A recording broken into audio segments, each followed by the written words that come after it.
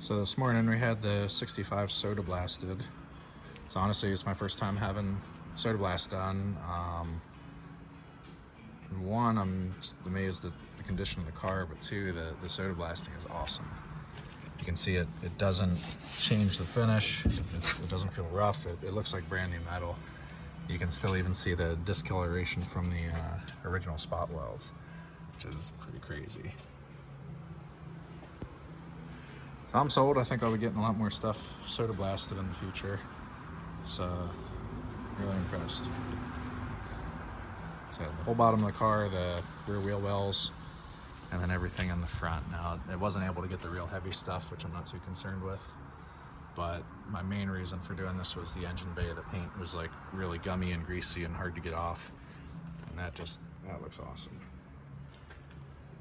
So then after soda blasting was done, just covered it with some simple green and some engine degreaser, kind of let it soak in, and then pressure washed everything just to get the film from the baking powder, baking soda, whatever it is, off.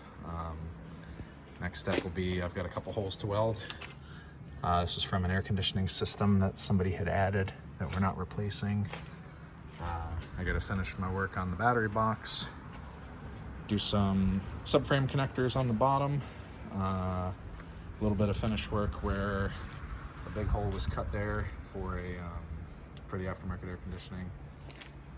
So get the subframe connectors in, a couple of odds and ends, and then get everything into etch primer and get the bottom prepped. You can see this is all metal, but the metal was smoother where the original chalk marks were in the car. So you get A, 1115, 65A, a J, and then it looks like a 26.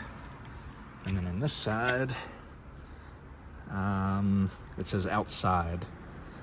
And then I'm not sure what it says here. It says outside down here, and this looks like an L.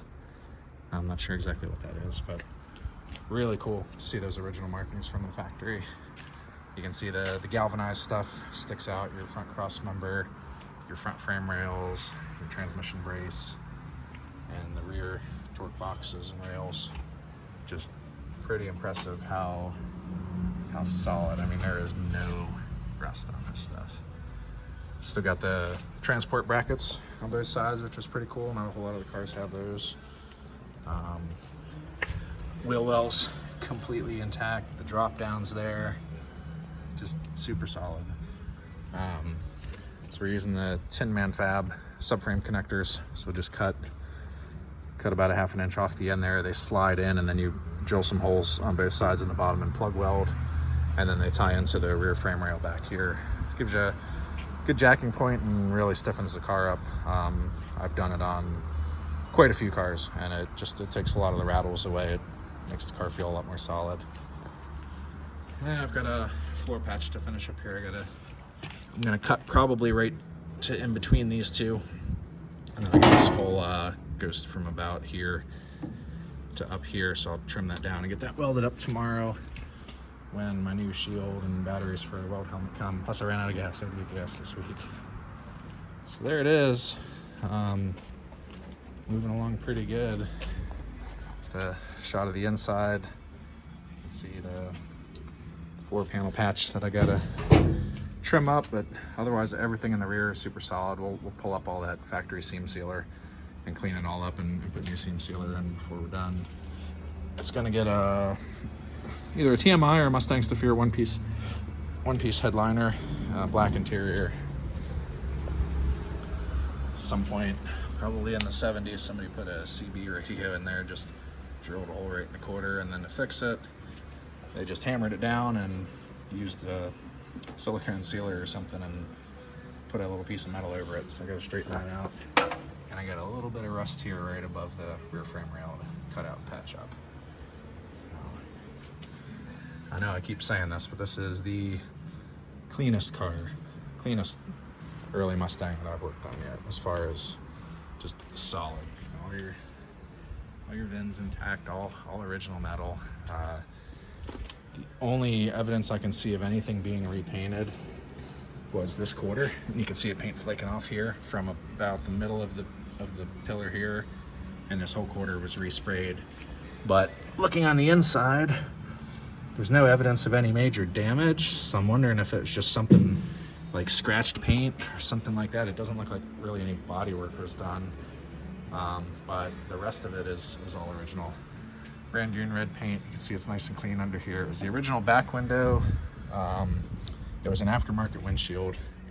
It's common to change, but again, a little bit of surface rust, but no rot at all at the corners where they usually go. Unfortunately, when they put that aftermarket window in, there's tons of this sticky crap I gotta get out of here. I used a pressure washer and blew the crap out of the inside of the cowl. You can't see through the video, but it is super clean from under the dash. There's minor surface rust, but there is zero rot. Completely solid cowl. I stuck the pressure washer in on the top. I went through all these and I got all the leaves and all the crud out, and no metal at all came out. Nothing but leaves and pine needles. So that's awesome.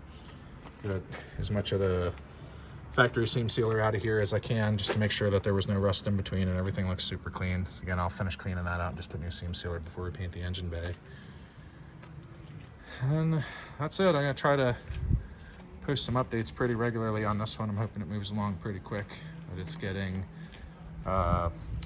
mid 90s, late 90s Explorer, fuel injected 5.0, just factory replacement suspension for now. I think in the future the owner wants to do like streeter track, do a coilover setup, stiffen it up and have some more adjustability, but for now we're just doing a Shelby drop in the front to get about 1 inch down, and 4.5 inch mid-eyes in the back to get about 1 inch down, and brakes all around. So probably going to run a 15-inch wheel.